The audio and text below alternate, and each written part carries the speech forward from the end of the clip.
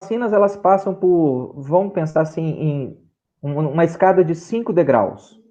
O primeiro degrau seria o teste pré-clínico, que é quando a vacina é desenvolvida em laboratório, qual técnica que eu vou usar, depois a gente vai falar das técnicas, mas qual técnica que eu quero empregar para poder desenvolver essa vacina.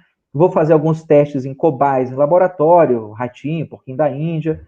Essa fase de testes pré-clínicos. Em geral, essa fase aí leva em torno de 2 a 5 anos na fase de pesquisas laboratoriais. Passada essa fase, aí eu vou fazer agora, eu tenho autorização para poder fazer o teste da vacina em seres humanos. Vencida a fase pré-clínica, eu vou para as 3 fases de testes em humanos. Fase 1, fase 2, fase 3. As 2 primeiras fases de testes clínicos, basicamente, é para poder testar as 2 primeiras de testes clínicos em humanos. É para testar a segurança da vacina, quais os efeitos colaterais dela, qual é o esquema posológico, é uma dose, repito, daqui a 30 dias. Depois que eu cumprir essas 2 etapas, eu tenho autorização para poder passar para a fase 3 de testes clínicos, que é quando eu vou vacinar uma grande população e vou comparar essa população ao longo de um tempo com uma população que não foi vacinada. Depois que eu tiver os dados da fase 3 de testes clínicos, eu vou apresentar esses dados para as agências reguladoras para conseguir a liberação do uso da vacina. A liberação para o uso da vacina em massa. Por causa de todos esses cuidados que têm que ser tomados para desenvolver uma vacina, as vacinas elas costumam custar muito dinheiro e elas levam vários anos entre o início do desenvolvimento e as campanhas de aplicação em massa, de vacinação em massa. Na média, como eu falei, a gente leva 2 a 5 anos para a fase de pesquisas e testes laboratoriais. Quando a gente entra na fase 1 de testes clínicos em humanos, você leva aí mais ou menos mais 1 a 2 anos. Na fase 2 de testes clínicos em seres humanos, você vai levar mais 2 a 3 anos. Na fase 3 de testes clínicos em humanos, você vai levar, em geral, 2 a 4 anos. Aí já deu mais de 5 anos. E mais, essa é a média. E mais 1 a 2 anos, depois que você concluir todas as etapas, você vai levar mais ou menos 1 a 2 anos para que aqueles dados sejam submetidos a uma revisão criteriosa por parte das agências reguladoras e ter a aprovação final.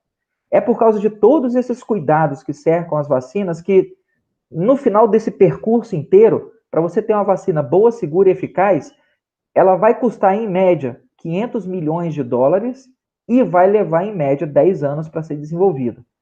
Entenda que colocar mais dinheiro nesse processo não diminui o tempo, porque algumas etapas não tem como você fazer em um tempo reduzido. Eu não tenho como acompanhar a conversão sorológica de uma certa população em 5 anos, em 6 meses. A vacina para hepatite B, por exemplo, quando você aplica ela em recém-nascidos, 10 anos depois, ela só manteve a proteção dela em 37%. Ou seja, o esquema que a gente tem de vacina para hepatite B hoje em dia, ela não dá cobertura para você a vida inteira. Então, como que eu vou saber por quanto tempo que essa vacina que eles estão apresentando vai produzir defesa? Eu tomo essa vacina agora, eu tenho que tomar outra daqui a 6 meses? Você não sabe, porque não se passaram 6 meses de acompanhamento.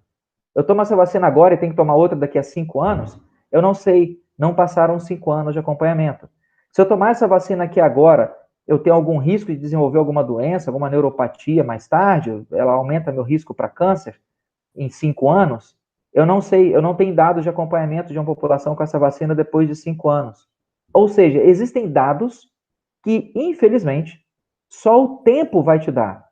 Eu não vou conseguir botar lá mais 500 milhões de dólares para fazer 5 anos passarem em um mês. Essa máquina não existe ainda.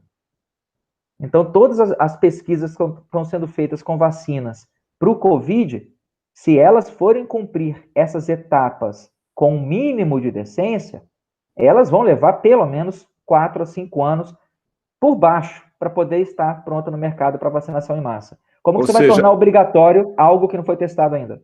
Ou seja, não importa se eu investir mais dinheiro em vez de testar em 100 mil, 200 mil, 500 mil, até mesmo 1 milhão de pessoas. Existem efeitos colaterais que somente o tempo é que vai poder dar esse registro. E eu não sei se daqui a 5 anos eu vou ter lá uma paraplegia, algum problema no sistema nervoso central, ou até mesmo o desenvolvimento de um câncer, se eu não esperar os 5 anos, é isso? Então, por causa de todos esses critérios de segurança que têm que ser avaliados, é que você tem que esperar um certo tempo.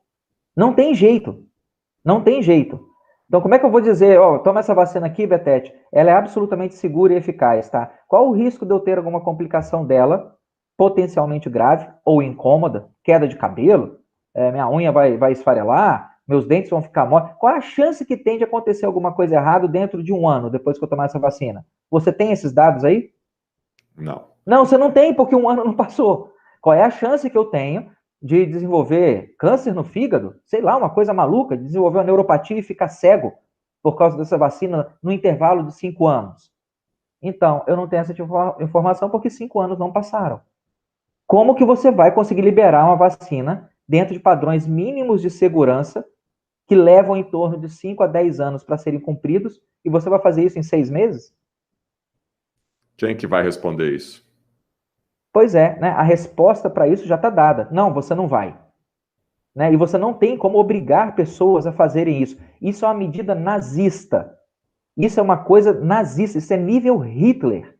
É de um horror tão absurdo um governador eleito pelo voto popular ameaçar a população de que ele vai obrigá-la a tomar uma vacina que qualquer, não precisa ser médico, qualquer pessoa minimamente letrada que lê um pouquinho sabe que essa vacina não cumpriu todos os critérios e padrões de segurança e eficácia.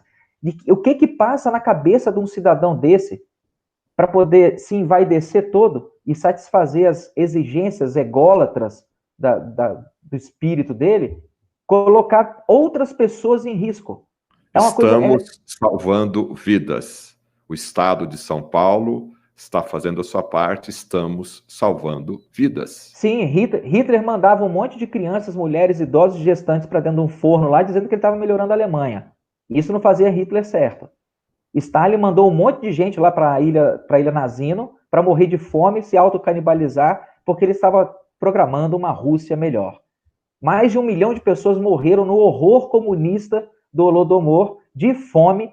Milhões de pessoas, dezenas de milhões de pessoas morreram no comunismo maldito de Mao Tse Tung na China, de fome, porque Mao Tse Tung estava transformando a China num país melhor.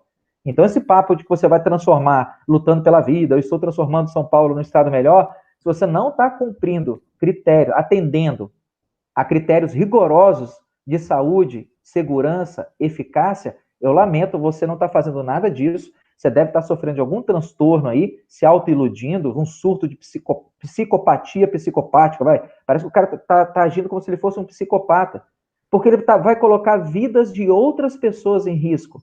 Isso é desumano, isso é cruel, isso é um absurdo. Isso viola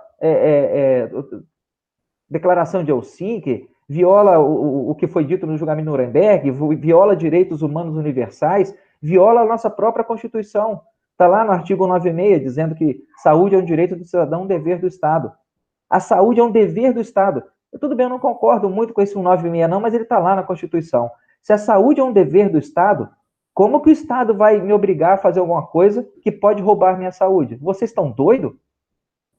Se nós estivermos falando dentro de preceitos éticos e falando de uma vacina boa, segura e eficaz, desenvolvida dentro de métodos consagrados e com respeito a vidas humanas que podem ser colocadas em risco com essa vacina, considerando essa premissa, a vacina que vai estar pronta no final desse ano é nenhuma. A vacina que deve estar pronta no final de 2021, se a gente seguir esses mesmos preceitos, é nenhuma. E a vacina que provavelmente vai estar pronta no final de 2022, se a gente seguir todas as etapas clássicas e consagradas e seguras para desenvolvimento de vacinas, também é nenhuma. Ué, mas já foi até não pode... reservada a compra? Aí, ao que ele respondeu, que entre comprar e aplicar são coisas diferentes. Mas tudo bem. Eu não vou ficar entrando no mérito dessa bobajada aí de vai comprar, não vai comprar, porque no final das contas você pode comprar o que você quiser. Entre você comprar essa porcaria dessa vacina e você conseguir me catar para poder enfiar esse troço no meu braço, vai uma distância muito grande. A gente tem 6 tecnologias, a gente pode dividir as tecnologias atuais para a produção de vacinas em 6 tipos principais. 3 clássicos, que é tecnologia que a gente usa já há muito tempo. e 3 modernos, que ainda estão em desenvolvimento. As 3 tecnologias clássicas, a gente teria, por exemplo, a primeira, que seria o vírus vivo atenuado. Eu peguei o vírus, dei um cacete nele lá, para ele ficar meio manso, e aplico aquele vírus atenuado em alguém. A vacina a Sabin, que a gente utiliza para poliomielite no Brasil, é uma vacina de vírus vivo atenuado. Para o Covid, atualmente está sendo desenvolvida em alguns centros, entre eles uma vacina em Hong Kong, utilizando essa tecnologia de vírus vivo atenuado. A segunda tecnologia clássica seria a de vírus inativado. Eu jogo lá uma substância, formaldeído, alguma outra substância, um álcool, enfim, e mato o vírus. O vírus está ali, mas ele não está vivo, ele está morto. Essa é a tecnologia, por exemplo, envolvida na vacina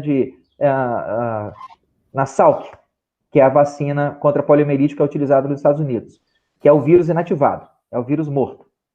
Essa tecnologia é que está sendo utilizada para desenvolver a Sinovac, que é a vacina da China, que o Dória está querendo comprar.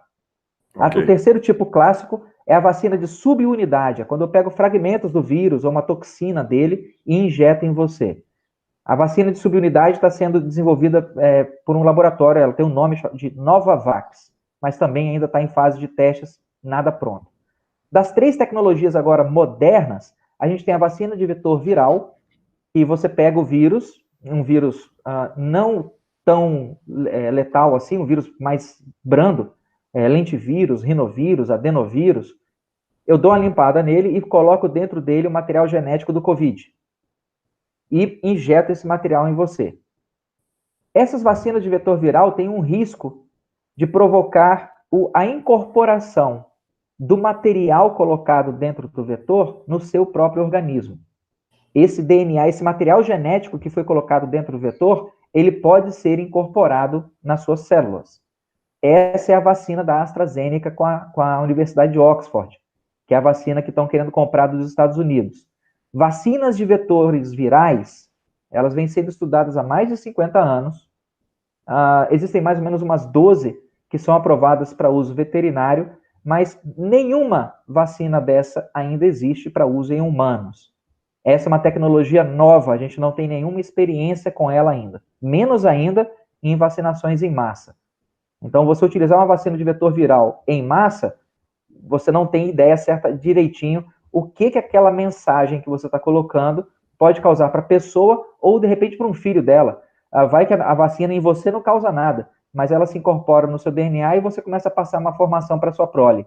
E aí a geração seguinte, após aquela vacina, vai nascer sem dedinho, sem bracinho, sem olho, né? Não funciona. O segundo tipo de tecnologia moderna são as vacinas de DNA. Tem uma que está sendo desenvolvida aí chamada Inovio, mas está muito longe ainda.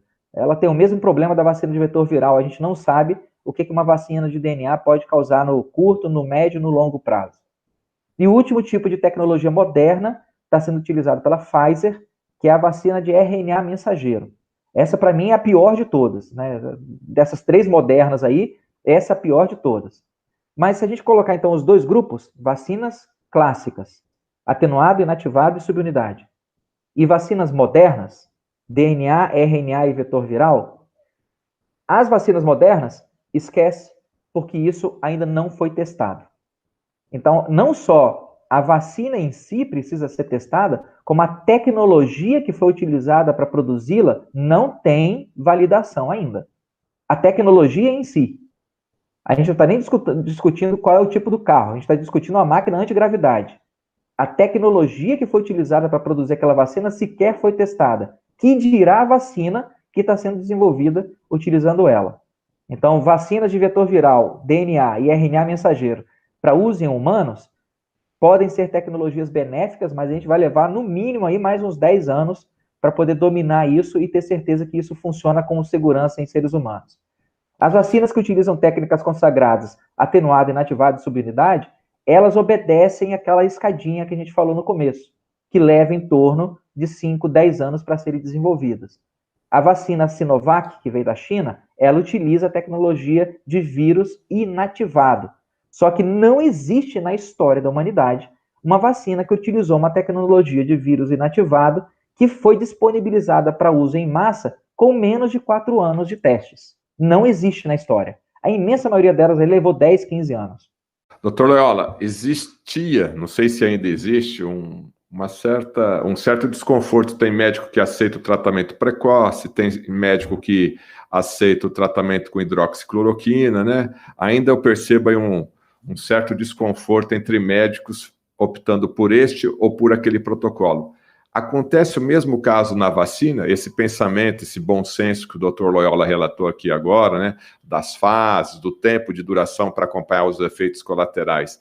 Os seus colegas, nas suas conversas, né, já que eu sei aí que você tem uma rede social bastante ativa, eu estou falando em termos de colegas, né, colegas médicos, eles têm o mesmo pensamento da vacina ou não?